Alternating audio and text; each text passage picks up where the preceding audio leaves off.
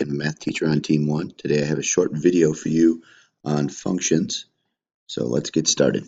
It says that we have an equation of the function y of t equals negative t squared plus 14t minus 40, and we want to select all of the statements that are true pertaining to the range from 6 to 8 on the graph in the t direction.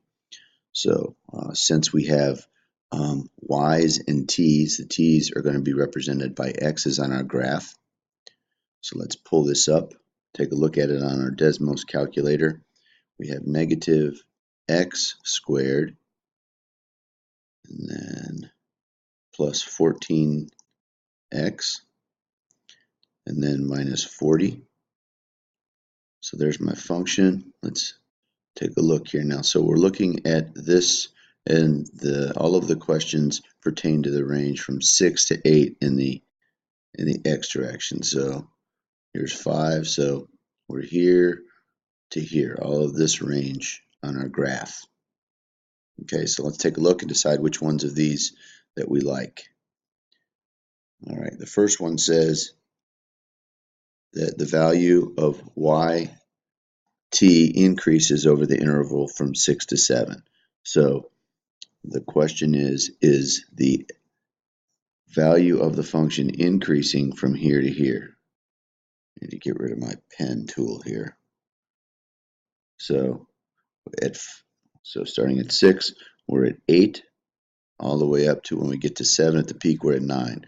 So from 6 to 7, we're increasing. The function's increasing the whole way. Another way of looking at that is the slope is positive all the way along this route. So I like that answer. I think answer number 1 is a good one. The second one says the value of our function increases over the interval from 7 to 8. So here we are at 7, and then going over to 8. Is our function increasing or decreasing? Well, at 7 down to here, clearly we're going down.